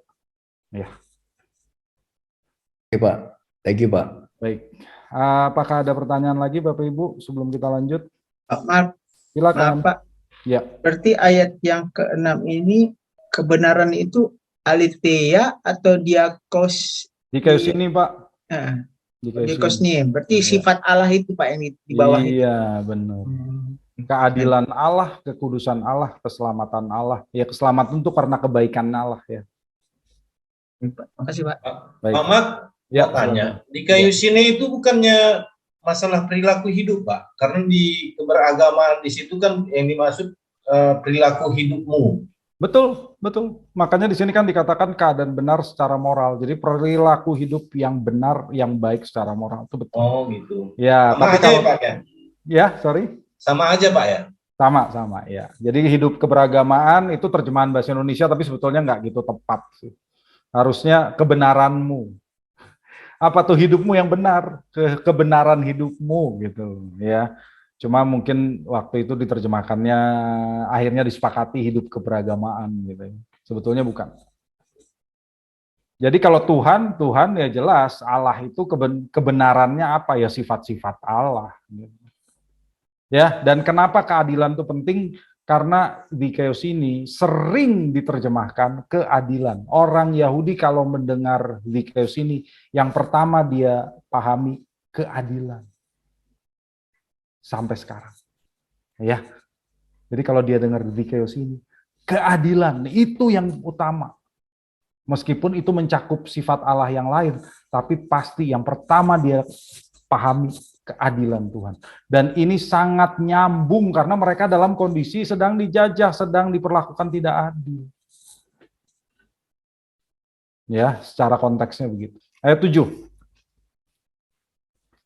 Makari I eleimones otiafti eleithysonde. Nah, ini artinya begini, berbahagialah orang-orang yang berbelas kasih. Bukan yang murah hatinya, kurang tepat. Orang-orang yang berbelas kasih, karena mereka akan beroleh belas kasih. Kadang-kadang orang sebut belas kasihan ya, tapi di kamus yang betul belas kasih, sebenarnya bukan belas kasihan. Belas kasih. Ya. Apa itu orang-orang yang berbelas kasih, Bapak Ibu? Bukan orang yang murah hati ya, murah hati itu kayaknya orang miskin dikasih gitu ya, dikasih bantuan, itu namanya murah hati. Kalau berbelas kasih itu mengampuni orang-orang yang bersalah padanya, itu namanya orang yang berbelas kasih. Dan yang kedua, bermurah hati. Jadi murah hati itu bagian dari belas kasih. Orang yang berbelas kasih pasti murah hati. Ini bertentangan lagi dengan sifat para pemimpin agama, orang Farisi dan ahli Taurat, yang menuntut orang itu melakukan Taurat dan menghakimi orang-orang yang tidak dapat mencapai standar yang diinginkan. Jadi orang-orang Farisi itu sering menghakimi orang yang dipandangnya tidak dapat mencapai standar Taurat. Ya. Rabi-rabi di zaman itu sering membuat pagar di sekeliling Taurat. Supaya orang tidak melanggar Taurat, mereka ngajarin pagar. Nah, kalau orang melanggar pagar itu dianggap melanggar Taurat. Ya, contoh. Di hari Sabat nggak boleh bekerja kan Bapak Ibu? Bapak Ibu saya yakin tahu ya, di hari Sabat nggak boleh bekerja. Nah, definisi kerja itu apa? Mereka bikin daftarnya, yang dimaksud dengan bekerja adalah begini. Nah, salah satunya adalah membuat batu bata. Nah, membuat batu bata itu apa? Dipagerin lagi, mencampur tanah dan air. Itulah sebabnya waktu Tuhan Yesus meludah ke tanah lalu ngaduk-ngaduk tanah itu dengan jarinya, orang-orang Farisi langsung heboh. Mengapa? Itu kan mencampur tanah dan air kan? Itu di hari Sabat loh. Jadi mereka pagarin itu, lalu mereka menghakimi orang yang melanggar, yang dianggap tidak bisa mencapai standar. Itulah contoh tidak bermurah hati. Orang yang bermurah hati itu orang yang mengampuni, Bapak Ibu. Ya, mengapa bisa mengampuni sih? Mengapa orang bisa berbelas kasih? Karena dia menyadari kondisinya sendiri. Dia membuka hati bagi orang lain untuk menerima belas kasih Allah. Yaitu pengampunan yang diberikan bagi orang-orang yang mau percaya sama Yesus. Ya. Sementara orang-orang yang tidak berbelas kasih, para pemimpin agama Yahudi itu tidak menerima belas kasih Allah. Karena mereka merasa diri mereka sudah saleh. Nggak perlu juru selamat. Makanya mereka nggak percaya kepada Yesus. Karena mereka merasa diri saya udah saleh. Saya nggak perlu juru selamat. Buat apa sih? Itulah sebabnya mereka tidak dapat belas kasih Allah. Itulah ya, karena mereka tidak juga berbelas kasih kepada orang lain. Ya. Kalau dalam Alkitab banyak kasus orang tidak bermurah hati ya. Contohnya waktu ada perempuan yang kedapatan berzina di Yohanes 8, orang-orang membawa si perempuan itu kepada Yesus dan berkata apa? Menurut hukum Taurat, perempuan ini harus dilemparin dengan batu, gitu kan? Nah itu kan nggak berbelas kasih namanya. Tapi lihat dong, Yesus seperti apa? Yesus tidak melempar batu perempuan itu, ya. Tapi Yesus mengampuni, itulah belas kasihnya Yesus. Maka orang yang dikasihani Tuhan harus mengasihani orang lain. Matius 18 ayat 33. Matius 18 ayat 33. Mari kita lihat. Matius 18 ayat 33. Matius 18 ayat 33. Bukankah engkau pun harus mengasihani kawanmu seperti aku telah mengasihani engkau? Ya, jadi karena Tuhan sudah mengasihani kita harus mengasihani orang lain. Ini cerita tentang orang yang diampuni utangnya, tapi kemudian bertemu dengan rekannya yang cuma utang 100 dinar, dia cekek. Ya. Jadi kita harus bermurah hati, dengan kata lain kita harus berbelas kasih kepada mereka, mengampuni kesalahan mereka. Ya, oke. Ayat 8. Makari, ikatari, tikardia, otiafti, tonfeon, opsonde. Ya, artinya berbahagialah orang-orang yang murni hatinya. Nah, kathari itu lebih baik diterjemahkan murni, jangan suci. Ya, karena yang dimaksud itu bukan suci dalam arti kudus, tapi bersih, tidak tercemar. Nah, itu artinya kathari, bukan kudus ya. Karena mereka akan melihat Allah. Nah, ini menggemakan Mazmur 24 ayat 3 sampai 5. Coba. Tuhan Yesus tuh sebetulnya menggemakan ayat ini, Mazmur 24 ayat 3 sampai 5. Siapakah yang boleh naik ke atas gunung Tuhan? Siapakah yang boleh berdiri di tempatnya yang kudus?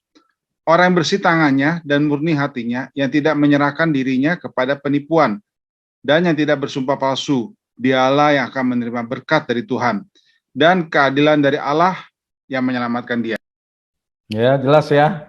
Jadi siapa yang boleh naik ke gunung Tuhan, yang boleh menghadap Tuhan?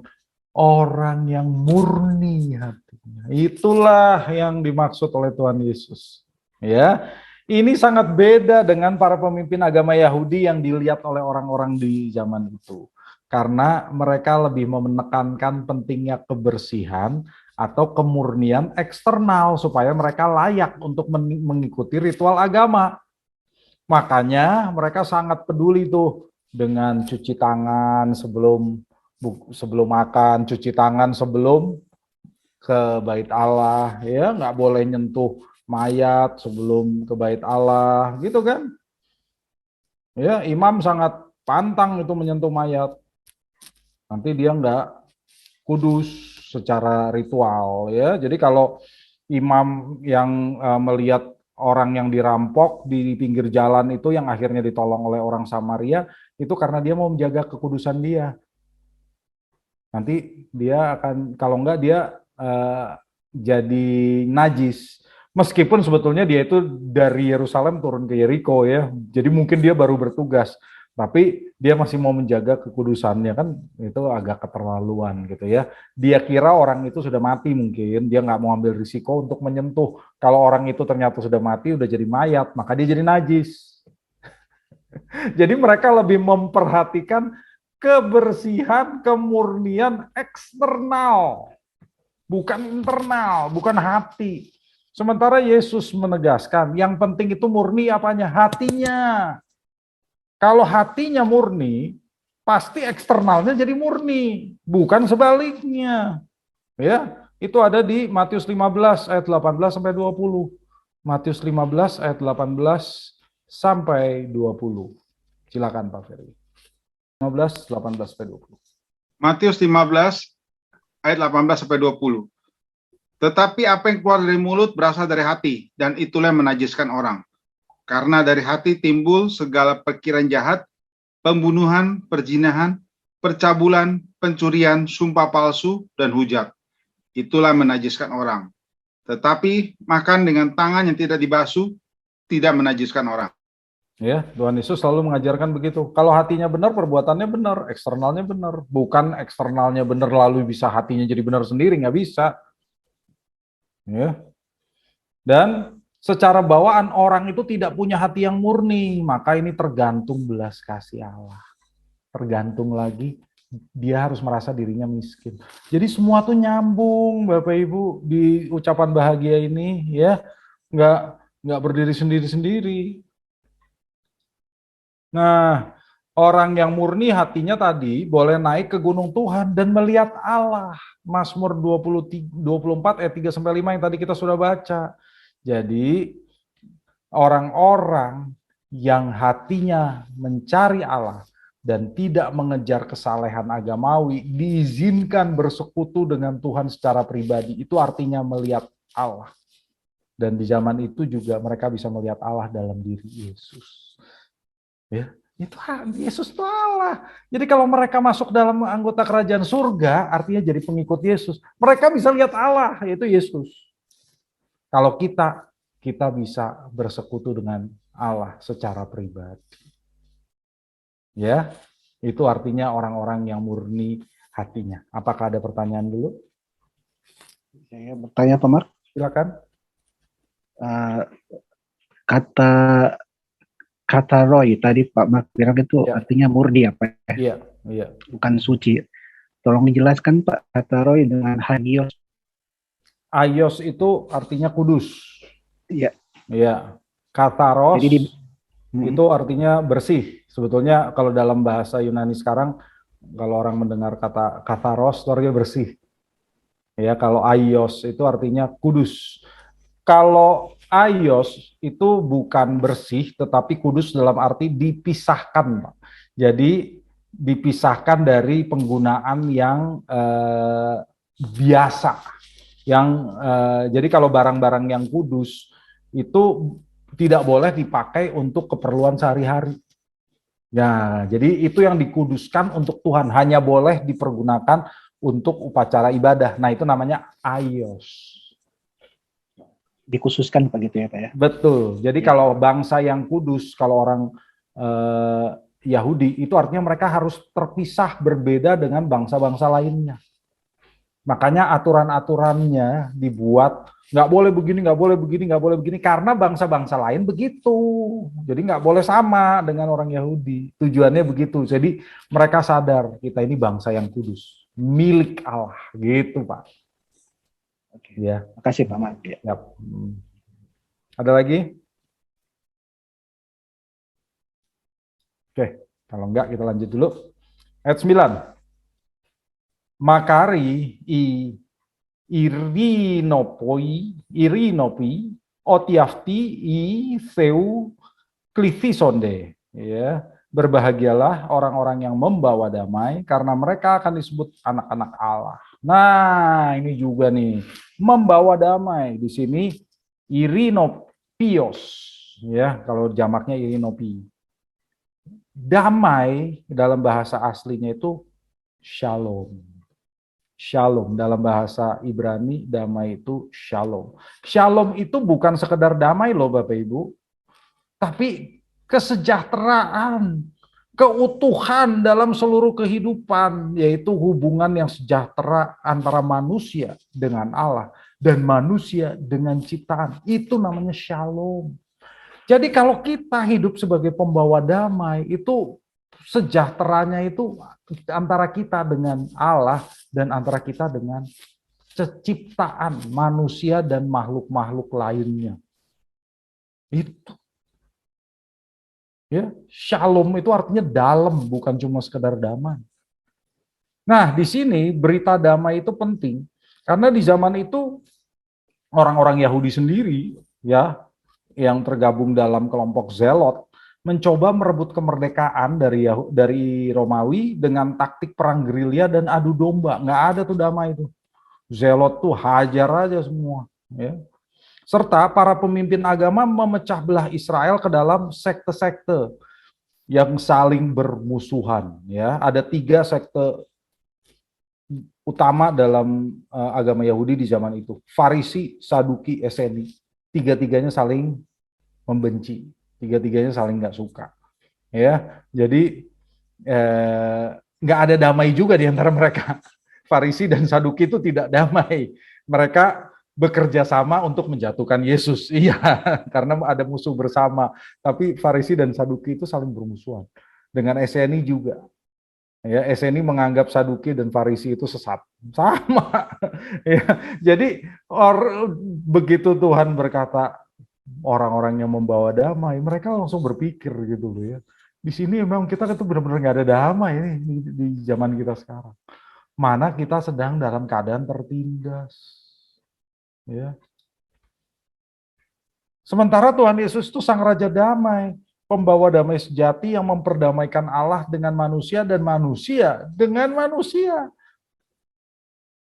Ya, Yesaya 9 ayat 5 itu biasa kita baca kalau Natal.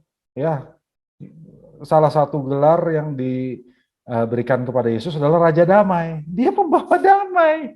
Ya. Satu lagi coba, Kolose 1 ayat 20. Kolose 1 ayat 20. Kolose 1 ayat 20. Dan oleh dialah ia memperdamaikan segala sesuatu dengan dirinya, baik yang ada di bumi maupun yang ada di surga, sesudah ia mengadakan perdamaian oleh darah salib Kristus.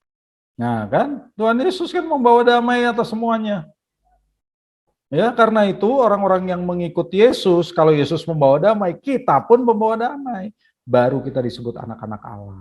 Ya, Hosea 1 ayat 10, coba. Hosea 1 ayat 10. Kalau ayatnya jarang dibaca, kita baca. Hosea 1 ayat 10. Hosea 1 ayat 10. Tetapi kelak, jumlah orang Israel akan seperti pasir laut, yang tidak dapat ditakar dan tidak dapat dihitung. Dan di tempat itu mana dikatakan kepada mereka, kamu ini bukanlah umatku. Akan dikatakan kepada mereka, anak-anak Allah. Ya, jadi mereka akan disebut anak-anak Allah kalau mereka mau menjadi pembawa damai. Jadi Tuhan Yesus menggenapi apa yang sudah dikatakan, dinubuatkan dalam perjanjian lama. Karena mereka ini mencerminkan karakter Bapa, yaitu membawa damai sejahtera ke dalam dunia. Makanya mereka disebut anak-anak Allah yang membawa damai. Oke, yang terakhir adalah orang-orang yang dianiaya ya. Orang-orang yang dianiaya. Makarii dediogmeni eneken dikaiosinis otiaftones tini vasilia tonuranon. Artinya berbahagialah orang-orang yang dianiaya oleh karena kebenaran, bukan oleh karena firman ya. Karena merekalah yang memiliki kerajaan surga. Di sini juga kita lihat dikaiosini yang digunakan, bukan alithia. Jadi orang-orang yang dianiaya oleh karena kebenaran adalah oleh karena kebenaran Allah. Ya, Yesus menghibur orang-orang yang dianiaya secara tidak adil. Karena dikaiosini itu adalah keadilan, ya. Yaitu dianiaya karena mereka berpihak pada kebenaran Allah, keadilan, kekudusan, keselamatan tadi. Jadi kerajaan surga disediakan bagi orang-orang yang dianiaya secara tidak adil, bukan bagi para penganiaya. Jadi Tuhan Yesus sudah mengatakan dari awal, kalau kamu mau jadi pengikutku, jadi anggota kerajaan surga, kamu tuh akan dianiaya secara tidak adil. Tapi kamulah yang punya kerajaan surga. Kerajaan surga itu buat kamu yang dianiaya, bukan untuk penganiaya kamu. Yaitu apa? Pemimpin agama Yahudi dan juga orang-orang Romawi. Ya, jadi kamu nggak usah takut dianiaya kalau kamu jadi anggota kerajaan surga, yaitu jadi pengikut Yesus di zaman itu ya. Oke. Lalu terakhir di ayat 11 dan 12 ya, di sini kan dikatakan berbahagialah kamu. Langsung Tuhan Yesus berubah kalimatnya ya. Kalimatnya berubah. Berbahagialah kamu jika karena aku kamu dicela dan dianiaya dan kepadamu difitnahkan segala yang jahat. Bersukacita dan bergembiralah karena upahmu besar di surga, sebab demikian juga telah dianiaya nabi-nabi yang sebelum kamu. Jadi di sini tadinya berbahagialah orang yang Tuhan Yesus berubah sekarang jadi berbahagialah kamu. Jadi orang-orang yang mengikuti cara hidup warga kerajaan surga akan dianiaya oleh para pemimpin agama. Tapi Yesus menghibur mereka ya, bahwa para penganiaya itu sama saja dengan pemimpin-pemimpin di perjanjian lama yang menganiaya nabi-nabi Allah. Dan upah yang disediakan oleh Allah kepada orang-orang yang dianiaya adalah di surga kelak, bukan di dunia. Ya, upahmu besar di surga. Jadi sekalipun kamu dianiaya, upahmu besar di surga, bukan di sini. Ya, jadi kamu berbahagialah karena upahmu besar nanti. Jadi kesimpulannya Bapak Ibu, di sini kita lihat bahwa nilai-nilai dalam ucapan bahagia itu sangat beda dengan dunia. Ya, coba kita lihat. Yesus mengajarkan kita supaya miskin rohani, artinya kita nggak mengandalkan apa yang kita punya, kita merasa kita tidak punya apa-apa di hadapan Tuhan. Sementara nilai-nilai dunia kan mengagungkan orang yang bisa mengandalkan diri sendiri. Percaya diri, kompeten, nah itu orang-orang dunia kan mengagungkan itu. Tapi di hadapan Tuhan janganlah kita begitu ya. Secara rohani janganlah kita kepedean menghadap Tuhan. Janganlah kita merasa diri kita kompeten di hadapan Tuhan. Hendaklah kita merasa diri kita miskin. Lalu Tuhan Yesus berkata, berbahagialah kamu yang meratap. Sementara nilai-nilai dunia mengagungkan orang yang bersenang-senang, ya, dan hedonis. Ya, jadi kita pun harus sadar bahwa karena dosa-dosa kita pun meratap, nggak bersukacita, bersenang-senang karena dosa. Kemudian nilai-nilai Yesus mengajarkan kita untuk lemah lembut, tapi nilai-nilai dunia berkata yang bagus adalah orang yang kuat, berkuasa, penting, karismatik, orang yang bangga, ya. Nah, tapi kan di sini kan diajarkan orang itu lemah lembut. Kuat itu kuat, orang-orang yang lemah lembut itu kuat, tetapi tahu mengendalikan dirinya. Ya, nggak sembarangan kuat. Nah, itu baru namanya lemah lembut. Kemudian Yesus mengajar kita supaya lapar dan haus akan kebenaran. Sementara nilai dunia berkata, kalau soal kebenaran kamu puas aja.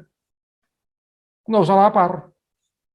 Ya, nggak adil, biarin aja, udah kamu terima aja. Artinya itu kita diajar puas akan kondisi yang tidak adil. Padahal Tuhan Yesus mengatakan kita itu harus lapar dan haus akan keadilan, Bapak Ibu.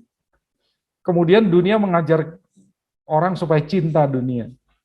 Praktis aja lah, udahlah, ngapain sih mikir-mikirin keadilan, kebenaran, nggak usah. Ikut arus saja, semua orang gila ya kita ikut gila. Gitu kan dunia ngajarin begitu kan.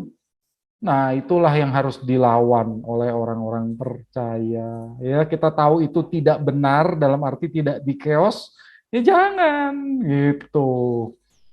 Lalu Tuhan Yesus berkata, berbahagialah orang yang berbelas kasih.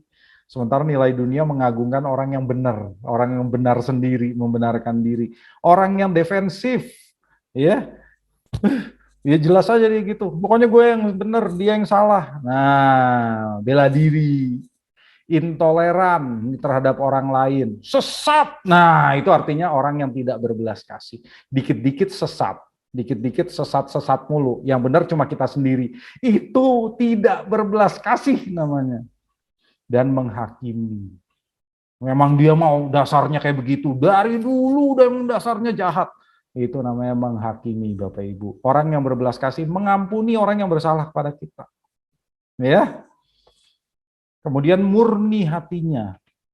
Orang yang murni hatinya dipuji oleh Yesus, sementara orang yang agamawi dan berpusat diri sendiri itu tidak berbahagia. Agamawi itu artinya melakukan sesuatu hanya karena eksternalnya, kelihatannya suci, padahal enggak. Ya, jadi lihat aja orang-orang Yahudi berpuasa Senin Kamis gitu ya, dilihat supaya dilihat orang, ya, berdoa di pinggir jalan supaya dilihat orang, saya suci. Nah, itu namanya tidak murni hati. Kalau orang yang murni hati nggak usah bilang-bilang, berdoa ngumpet, nggak usah dilihat orang, puasa ngumpet, nggak usah kasih tahu orang, nggak usah kasih tahu orang. Ya, karena apa? Yang penting hatinya murni, bukan pamer. Kalau udah pamer, udah itu tidak bahagia, tidak diberkati, Bapak Ibu. Ya. Kemudian pembawa damai. Itu yang dipuji oleh Tuhan, sementara yang tidak diberkati adalah orang yang kompetitif dan agresif. Ini secara rohani semuanya ya.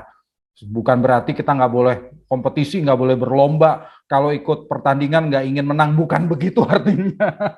Cuma ini secara rohani, kita tuh harus pembawa damai, ya. Nggak boleh bersifat kompetitif dan nyerang orang lain, nyerang hamba Tuhan lain. Nah, itu nggak benar tuh semua tuh.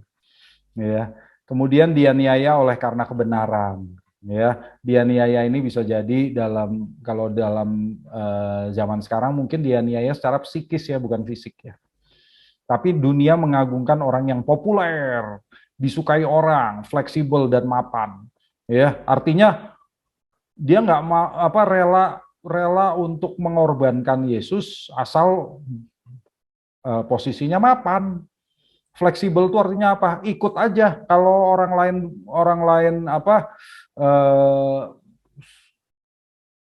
melakukan hal-hal yang bertentangan dengan Alkitab, ya kita ikut aja supaya kita nggak dianggap aneh. Nah, itu namanya kita tidak mau dianiaya. Ya, ini loh nilai-nilai dalam ucapan bahagia ya. Jadi kalau Bapak Ibu baca ini jangan salah ngerti gitu ya. Karena kalau orang dunia membaca nilai-nilai ini kesannya apa? Kekristenan tuh payah, bener nggak? Apaan tuh? Siapa sih yang mau jadi miskin? Siapa yang mau meratap? Siapa yang mau dianiaya? Apa payah banget sih ini agama, bener nggak? Kenyataan loh Bapak Ibu, banyak orang nggak mau jadi Kristen karena baca ini loh. Ya, apalagi orang-orang yang kuat. Apaan tuh? Jadi miskin. Tapi saat orang-orang itu menghadapi kondisi di antara hidup dan mati, baru mereka sadar bahwa yang diajarkan Tuhan itu benar. Begitu mereka menghadapi kematian baru tahu, iya benar, aku ini nggak ada apa-apanya di hadapan Tuhan. Baru sadar. Jadi jangan sampai Bapak Ibu mengalami hal itu, baru sadar kita ini orang yang miskin. Ya, jangan sampai di hadapan kematian seperti orang-orang Ukraina misalnya diserang sama Rusia, baru mereka sadar bahwa diri mereka tuh miskin di hadapan Allah. Jangan sampai begitu. Ya, jangan kita bilang Belanda masih jauh. Jangan. Sekarang Bapak Ibu, kita harus sadar dulu sebelum kita menghadapi kematian, ya, bahwa kita ini orang-orang yang miskin di hadapan Allah, nggak ada artinya kita ini. Baru kita bisa nerima anugerah dengan benar. Ya, maka secara singkat aplikasi dari apa yang kita bahas di sini, karena semuanya tadi sudah poin satu-satu ya. Inti dari ucapan bahagia ini adalah yang pertama, kondisi kita yang tidak berdaya di hadapan Allah, sehingga butuh juru selamat. Jadi Tuhan Yesus tuh ingin mengatakan sama orang-orang yang mendengar, kalian tuh butuh juru selamat. Siapa juru selamatnya? Aku. Itu ya. Dan nilai-nilai ucapan bahagia ini keserupaan dengan Kristus, Bapak Ibu. Ya, Tuhan Yesus itu seperti ini. Ya. Jadi kita lihat nih, kalau kita tidak berdaya di hadapan Allah, kita tuh sadar posisi kita yang nggak ada artinya di hadapan Allah. Ucapan bahagia itu sangat mengunggulkan kerendahan hati. Ya, kalau kita benar-benar sadar dan kita rendah hati, maka kita pun pasti mengerti bagaimana kita hidup di tengah manusia lain.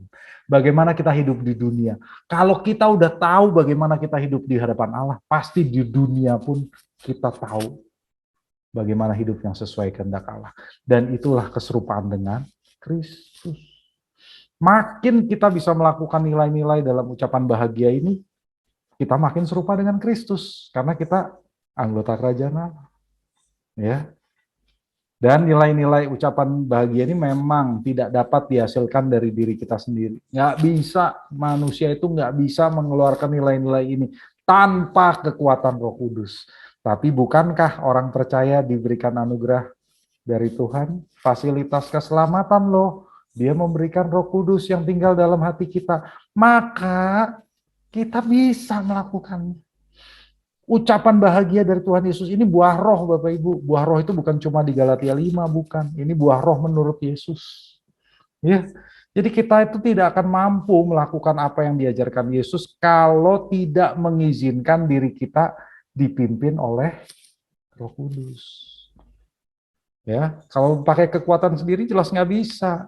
Maka dalam khotbah di bukit itu harus ditegaskan ya. Dalam bahwa ini berdasarkan pimpinan Roh Kudus. Kalau kita berkhotbah sama orang lain juga ini harus ditegaskan nih ya, bahwa pimpinan Roh Kuduslah yang memampukan kita melakukan sesuatu yang mustahil ini jadi tidak mustahil. Hanya orang yang dipimpin Roh Kudus diubah jadi seperti Kristus yang bisa mampu melakukan hal ini. Dan merekalah yang sungguh-sungguh diberkati dalam hubungannya dengan Allah. Amin. Silakan Pak Ferry. Terima kasih Pak Mak. Bapak Ibu, berdasarkan ucapan bahagia ini, kira-kira ada yang mau bertanya? Dibuka sesi untuk tanya jawab. Tanya. Saya izin bertanya, Pak Mar. Ya, silakan Pak Wardes. Ya, Matius 5 ayat 3 sama ayat 10 kedengarannya sama ya Pak? Yang mempunyai kerajaan. Iya, betul Pak Wardes. Ya. Berkatnya sama, yaitu mereka yang punya kerajaan surga. Itu pembuka dan penutup, biasa kalau ajaran Yahudi begitu. Ya. Baik. Jadi pembuka dan penutup biasanya begitu. Iya. Pembuka dan penutup. Iya, iya. Oke, terus tadi saya lihat yang terakhir itu Pak, slide yang terakhir. Nilai-nilai dalam ucapan bahagia versus dunia ya. Iya. Kayak saya keinget ini aja sih Pak, doa Bapa kami. Iya. Kayaknya langkah-langkahnya kayak sama di dalam doa Bapa kami, kayak lapar dan haus akan kebenaran tuh kayak berikanlah kami pada hari makanan kami yang secukupnya. Terus belas kasihan itu kayak ampunilah kesalahan kami seperti kami pun mengampuni orang yang bersalah pada kami. Iya. Nggak tahu sih Pak, cuman kesannya kayak sama aja kayak apa Tuhan Yesus ajarin doa Bapa kami kayak gitu Pak. Makasih. Ya, baik Pak Wardes. Ya, jelas ada kemiripan antara ucapan bahagia ini dengan doa Bapa kami, karena doa Bapa kami juga diajarkan dalam khotbah di bukit ini kan. Jadi Tuhan Yesus memang sedang mengajarkan cara hidup warga kerajaan surga itu begini. Kalau kamu mau jadi pengikut aku, ya ini, gitu ya. Termasuk Kayak yang di awal itu kan apa miskin, kayak dibuka dan kata itu apa Bapa kami yang di surga. Kalau di Petrus kan kita ingat kalau kamu memanggil dia Bapa, hendaklah kamu hidup dalam ketakutan selama kamu menumpang. Menumpang kan apa indikasi berapa? Artinya kan kita nggak punya apa-apa. Nggak punya Jadi apa-apa. statusnya ya numpang gitu ya. Bener. Seperti itu. Kita menumpang gitu. Ya. Kita nggak punya apa-apa. Oke Pak Amar, menarik juga sih ini. Iya. Banyak terlintas ayat gitu Pak selama dijelaskan batisma ini, pengajaran Tuhan Yesus sama ya murid-murid yang lain itu kayak apa ya, kayak kelintas aja gitu Pak, seperti itu. Ya, baik. Makasih. Ya, makasih Pak Wardes. Ya, jelas ada hubungannya ya, karena ini dalam khotbah di bukit yang sama. Jadi memang Tuhan Yesus sedang mengajarkan ini secara keseluruhan. Cara hidup warga kerajaan surga itu begini. Ya. Oke, Bapak Ibu ada lagi yang mau bertanya? Saya satu lagi, Pak Ma. Ya, silakan. Tadi mungkin saya agak telat ya, maaf karena itu linknya. Latar belakang daripada Tuhan Yesus berkhotbah mengenai berbahagia ini, Pak, itu apakah ada yang latar belakangi, misalkan masyarakat yang dia lihat selama dia mengajar, itu ada orang-orang yang melakukan hal ini, atau Tuhan hanya mau menyampaikan bahwa kalau mau menjadi anggota keluarga kerajaan harus seperti ini gitu. Karena saya tangkap sepertinya Tuhan Yesus menyampaikan khotbah ini untuk menghibur, seperti yang Bapak bilang, seperti pernyataan menghibur gitu. Berarti benar nggak ya pada waktu itu mungkin Tuhan melihat ada masyarakat yang sudah melakukan hal ini, makanya dia memberi penguatan. Apakah seperti itu Pak Mat? Baik, ya. Makasih Pak Mat. Ya. Ya, memang Tuhan Yesus kan berkata, makanya ini menjawab lagi bahwa yang namanya ucapan bahagia ini bukan syarat masuk ke dalam kerajaan surga, tetapi orang yang beginilah yang diberkati. Ini cara hidup warga kerajaan surga. Jadi ada betulnya bahwa orang-orang yang Tuhan Yesus lihat ini itu memiliki sifat-sifat ini. Itu benar yang Ega katakan tuh benar. Jadi karena mereka mengawali doa dengan berkata, aku Tuhan, orang yang miskin dalam perbuatan, ya kan? Jadi itu miskin rohani, ya. Jadi Tuhan ingin berkata, ya kalau kamu memang merasa miskin rohani, kerajaan surga itu untuk kamu. Itu betul, itu penghiburan karena kamu itu berbahagia loh dalam hubungan kamu dengan Tuhan. Tapi pertahankan itu, jangan sampai nanti kamu setelah aku nyatakan jadi anggota kerajaan surga nih, terus kamu jadi seperti orang-orang Farisi yang di luar sana. Ya, jangan kayak mereka. Makanya nanti ayat 20 dia bilang, Tuhan Yesus bilang, maka kebenaranmu itu harus lebih tinggi daripada orang Farisi. Gitu kan? Ya, jadi itu kan sambungannya. Jadi kalau kita melakukan seperti ini, ya kebenaran kita lebih tinggi daripada ahli Taurat dan orang Farisi. Karena mereka sama sekali nggak kayak begini, Bapak Ibu. Ya, meratap, jelas orang-orang itu lagi dalam keadaan meratap, sedih. Lemah lembut pun banyak yang begitu. Jadi kalau yang sifat-sifat di kanan ini sebetulnya sifat-sifat pemimpin agama Yahudi, terutama di zaman itu, ahli Taurat dan orang Farisi. Ya, dan Tuhan Yesus mengatakan, nggak usah khawatir, kamu nggak seperti dia. Kalau kamu ikut aku, tetaplah begini, ya, tetaplah sederhana, tetaplah rendah hati. Maka kerajaan surga itu jadi milik kamu. Gitu ya, Ega ya. Artinya berarti, sorry Pak, kurang. Iya, Ega. Artinya berarti Tuhan Yesus lebih menyoroti nilai-nilai dunia pada masyarakat pada waktu itu. Bukan Tuhan Yesus menyoroti ada beberapa masyarakat yang kehidupannya sudah seperti nilai-nilai Tuhan Yesus, sehingga Tuhan Yesus memberikan penghiburan begitu. Iya. Arahnya lebih ke mana Pak Mak? Jadi gini, betul, orang-orang awam yang dianggap awam di zaman itu banyak yang sudah seperti ini loh. Ya, jadi Tuhan Yesus melihat mereka itu begitu. Banyak yang begini. Maka Tuhan Yesus menghibur, iya menghibur, ya. Tetapi Tuhan Yesus berkata, kalau kamu jadi anggota kerajaan surga, tetaplah begini.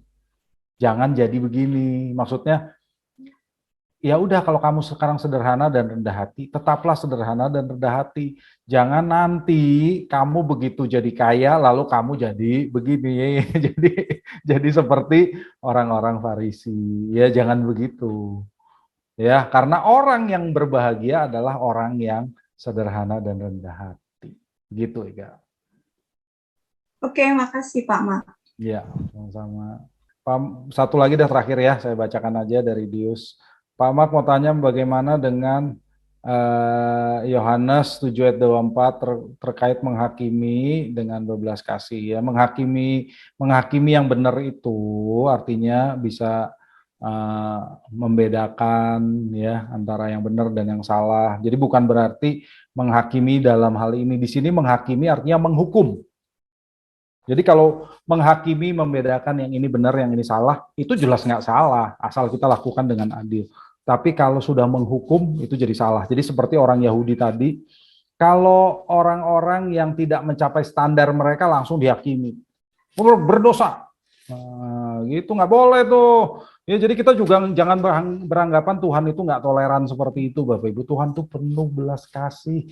Ya, jangan sampai Bapak Ibu berpikir, kalau saya nggak bisa mencapai standar Tuhan, masuk neraka. Ya Tuhan juga nggak kayak gitulah. Tuhan itu berbelas kasih kok. Ya kan? Ya, kalau Tuhan berbelas kasih sama kita, ya kita berbelas kasih sama orang lain. Gitu. Jadi menghakimi yang dimaksud di sini adalah menghukum. Menghakiminya itu udah pokoknya sesat, pokoknya salah, pokoknya dosa. Nah, itu namanya menghakimi, ya. Tapi kalau yang diinginkan Tuhan, kita memberikan pengampunan kepada mereka yang bersalah. Gitu ya, Dius ya. Nanti kalau kurang jelas boleh WA saya. Ya, Pak Mak. Terima kasih, Pak Mak. Ya. Thank you. Mungkin waktu sudah larut juga, kita akhiri aja ya. Menarik ya, hari ini punya ucapan bahagia ya.